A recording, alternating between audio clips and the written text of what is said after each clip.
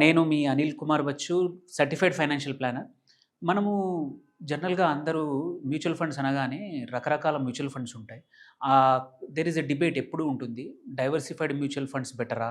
Sectoral mutual funds బెటరా? ఇప్పుడు కొత్తగా థీమాటిక్ మ్యూచువల్ ఫండ్స్ బెటరా అని. సో మచ్ అంటే చాలా కన్‌ఫ్యూజన్ ఉంటుంది. ఇది ఎవరికీ అని తెలీదు. మనం ఈ మధ్యలో లాస్ట్ 1 ఇయర్‌లో చూసుకుంటే చాలా రకాల థీమాటిక్ మ్యూచువల్ ఫండ్స్ కూడా వచ్చాయి. వీటి ఎన్ఎఫ్ఓలొచ్చాయి.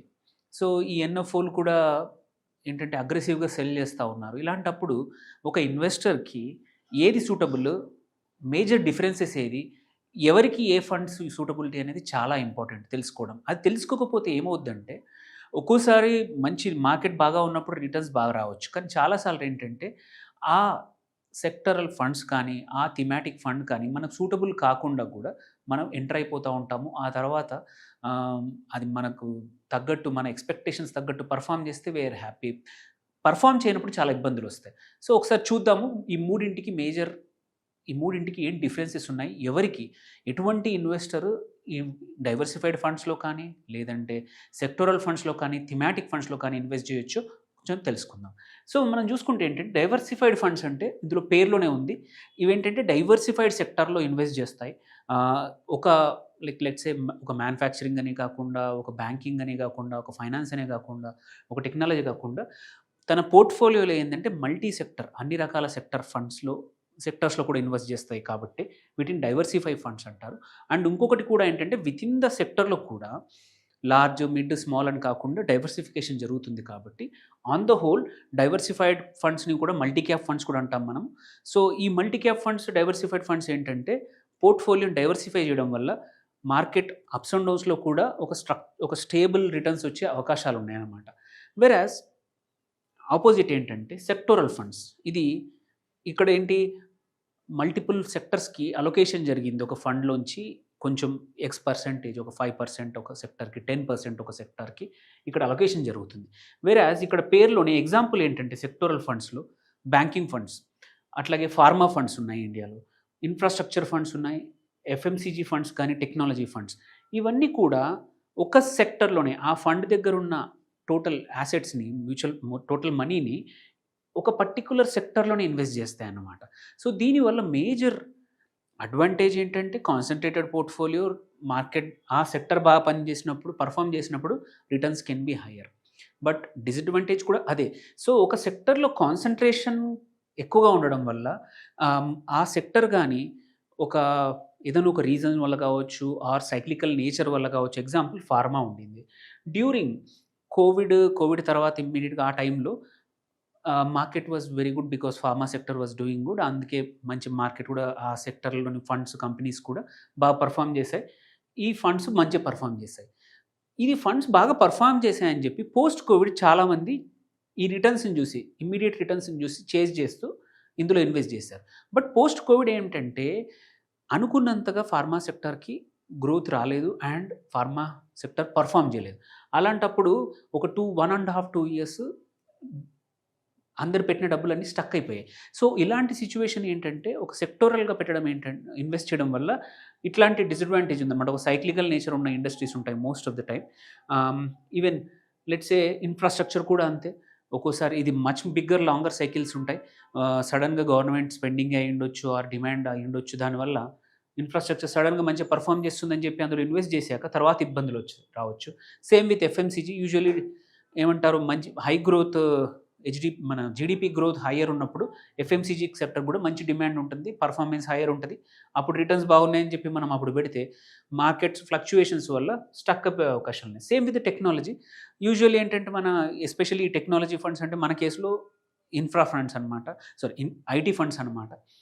సో, వీటిల్లో డిపెండెన్సీ ఏంటంటే యూఎస్ కానీ అదర్ మార్కెట్స్ నుంచి వచ్చే పర్ఫార్మెన్స్‌ని బట్టి టెక్నాలజీ ఫండ్స్ పర్ఫార్మ్ చేస్తాయి.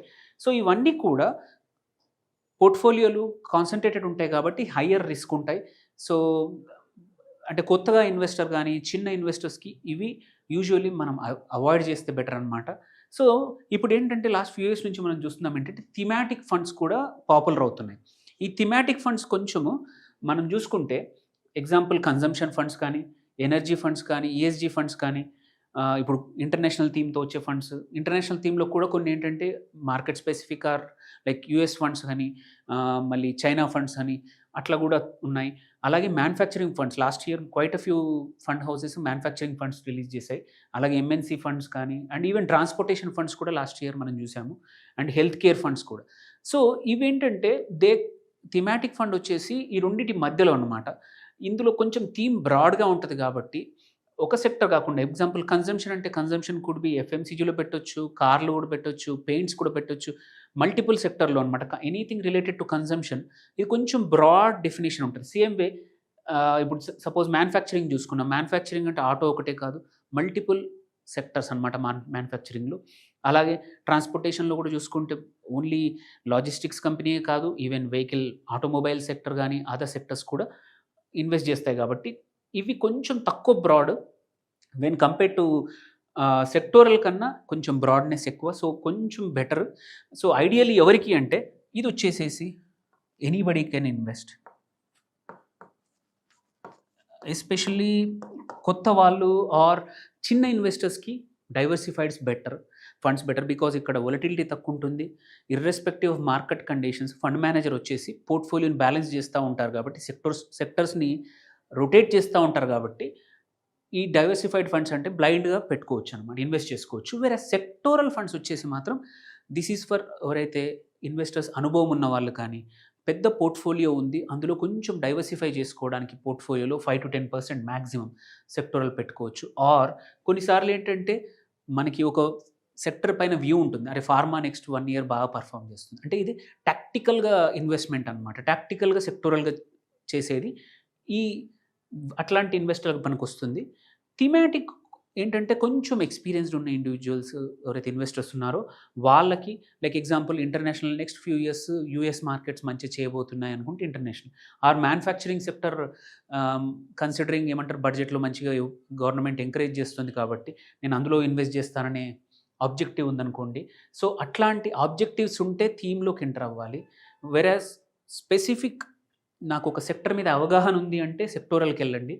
అండ్ డైవర్సిఫైడ్ ఫండ్స్ వచ్చేసి ఎనీబడీ కెన్ ఇన్వెస్ట్. సో, జనరల్‌గా ఇప్పుడు మీరు ఈవెన్ ఇప్పుడు కరెంట్ మార్కెట్ సినారియో చూసుకున్నా సరే most of the sectoral funds అంత బాగా పర్ఫార్మ్ చేయలేదు డౌన్ ఉన్నప్పుడు ఎక్సెప్ట్ 1 ఆర్ 2 ఫార్మా ఒకటి, ఎఫ్ఎంసీజీ ఈ 2 more or less defensive sectors. ఇప్పుడు ఈ కరెంట్ ఏమంటారు కొంచెం మార్కెట్ డౌన్ అయినప్పుడు ఇట్లాంటి టైంలో మంచిగున్న సెక్టర్స్. వేరాజ్ డైవర్సిఫైడ్ ఫండ్స్ వచ్చేసి మోర్ ఆర్ లెస్ అన్ని డైవర్సిఫై చేస్తాయి కాబట్టి this is for everybody. So, hopefully especially next considering ఒక ఫ్యూ మంత్స్ వొలటిలిటీ ఎక్కువ ఉండబోతుంది కాబట్టి ఈ టైంలో డైవర్సిఫైడ్ ఫండ్స్‌కి స్టిక్ అయ్యి ఇన్వెస్ట్ చేసుకుంటే మనకు మంచి రిటర్న్స్ వచ్చే అవకాశం ఉంది. అండ్ ఎక్కువగా ఒడిదుడుకులు లేకుండా ఎప్పుడైనా సరే డబ్బులు అవసరం వచ్చినప్పుడు ఎగ్జిట్ అయ్యే అవకాశాలున్నాయి. లేకపోతే ఏంటంటే సెక్టోరల్ ఫండ్స్‌లో ఒక్కోసారి సైక్లికల్ నేచర్‌లో డౌన్‌లో ఉన్నప్పుడు మనకి డబ్బులు కావాలన్నా సరే మన ఫండ్ వచ్చేసి చాలా నెగెటివ్‌లో ఉండే అవకాశం ఉంది. సో, అందుకోసం experienced or high net worth individuals తప్ప మిగిలిన వాళ్ళందరూ డైవర్సిఫైడ్ ఫండ్స్ చూజ్ చేసుకోవడం మంచిది. థ్యాంక్ యూ అండి.